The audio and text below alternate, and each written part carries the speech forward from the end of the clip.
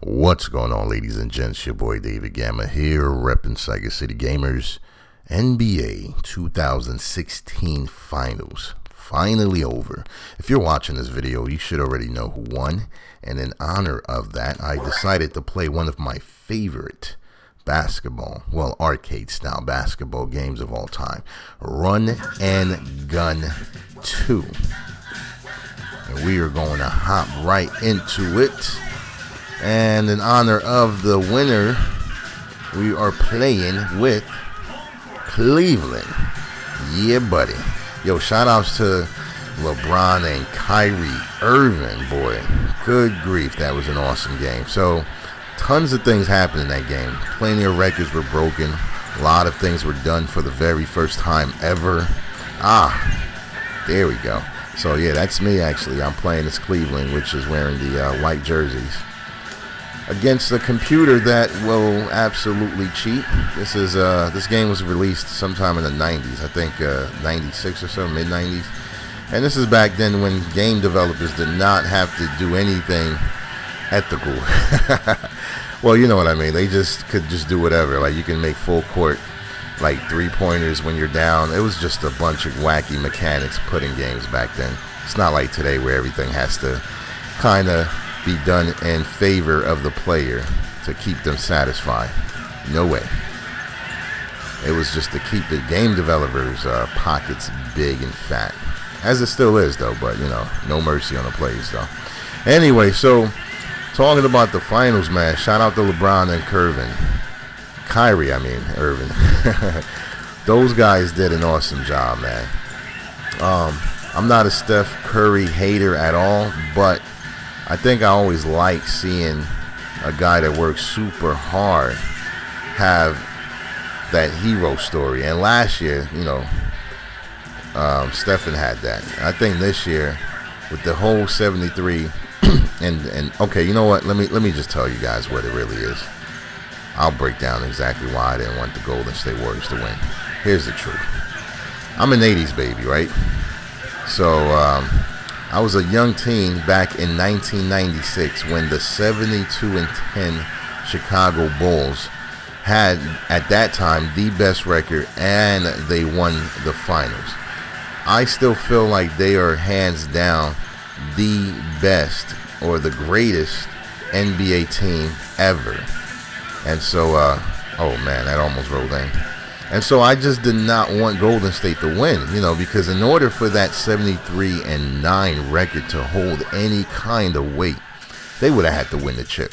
They would have had to win the championship. Otherwise, it's just as good as the 2007 Patriots. They went undefeated the entire season, and then they lost the biggest, most important game, right? So no one cares anymore. And that's kind of how I feel with Cleveland. Golden State. I feel like they had a great record, great run, great season, but the fact that they lost, it just kind of puts a damper on that whole 73-9 record that everyone was going crazy about. It makes it look less spectacular. Like, yeah, it was good and all, but we lost. And so I just didn't want them to win in respect to the Chicago Bulls. That's still my favorite team of all time. And it's ironic, too, because Steve Kerr, who's the current coach of the Golden State Warriors, was on that team. So he was the baddest man beyond the arc at that point. Come on, man. Shoot that, son.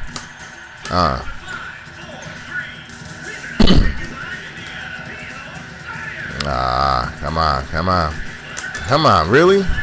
Just dunk on my whole team. Yeah, man. So LeBron and Kyrie both scored 40 points, 41 to be exact, and that was the first time it was ever done in the NBA final where two players scored 40 or more points. Another thing was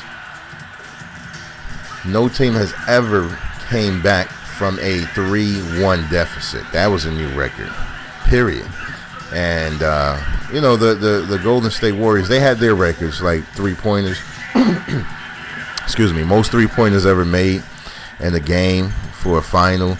And those guys are amazing, man. Sometimes they're just too amazing, to be very frank. Like, the entire team shoots three-pointers, like, from half court, and they can all make it. It's like NBA Jam watching them play sometimes, man. When they get on fire, it's a wrap. Oh gosh. Yeah, this is that arcade stuff that happens. Like once you get to a certain point, they just start cheating. There you go. There you go. He's gonna make it, watch. Oh, okay. Yeah.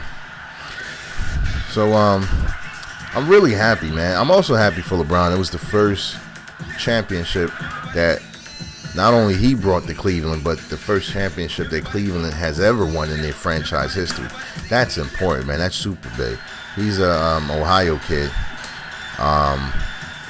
So I think it was a really cool experience, man, to leave a team that everyone looked at as an all-star team, you know, Miami Heat, only to go to a team that he kind of struggled, made it to the finals several times before winning.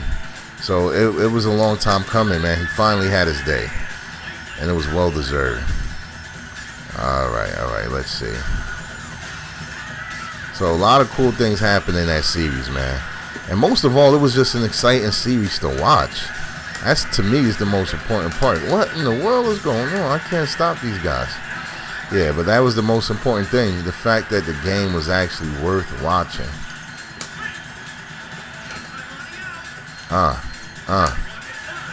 There we go. There we go.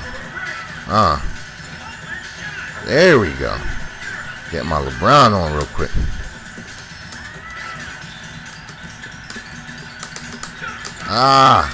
Trying to switch to that guy that just stands and put his hands on his knees like an idiot.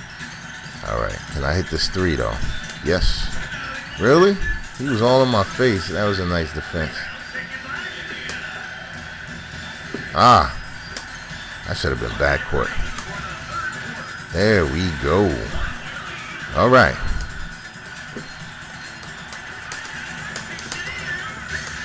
Oh gosh.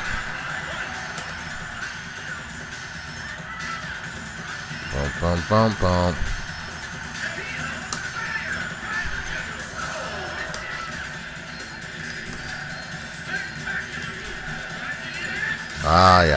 Once they get past like the 3-point line, it's guaranteed for them. They're gonna score. I had to shoot that, man. All right. I mean, if you guys are watching this video, let me know what your thoughts are. Who did you want to win? How do you feel about the series? A lot of players, a lot of fans, didn't really care about either team because their team didn't make it. But once the game got really good, they started paying attention, and then, you know, of course, they had a preference of who they wanted to win. So that's kind of what I want to know. Even if neither team is your team, you had to have someone that you wanted to win. I wanted Cleveland to win for so many reasons, and that game, it's probably the first time in a long time I felt excited watching the championship game. Like, I truly felt like it meant something. It wasn't just another game that would, you know, didn't matter the outcome type thing. I think a lot of us felt like that too when we watched the Super Bowl with the Seattle Seahawks. And Marshawn Lynch, man, we were rooting for him heavy, and we were all upset that they just did not pass him the rock, pass him the ball.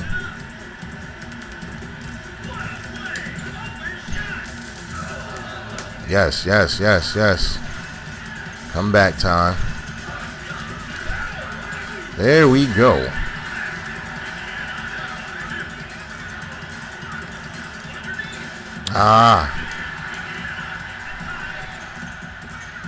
Come on. Really? Give me that, man. Stop playing with me. Just for that, I'm going to hit a three. No. Again, I'm trying to steal it so bad.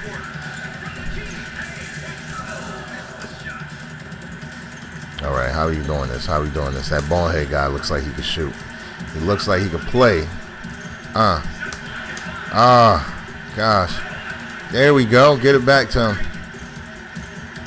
No, man. What are they doing? That was so lame, yo. Seriously. That was so lame. Watch you make it too. Watch you make it. Oh, okay. Oh, good. All right, man. That was it, ladies and gents. Just like it did last night. 1 3-pointer. Just like it went down last night, I should say. But anyways, that was a good game. I just wanted to put something out. It's been a while since I played a game other than the fighting game on this particular channel. Anyways, I'm so happy for the Cleveland Cavaliers, man. Kyrie Irving, he actually lived in West Orange, which, you know, ironically is where I graduated school from. My little bro played basketball with him, so I do kind of have a slight bias.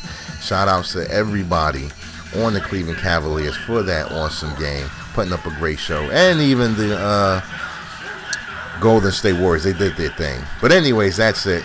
I'm going to check you guys later, play some more of this off the stream or video. Okay, that's me. And then stay tuned for more videos, guys. Peace.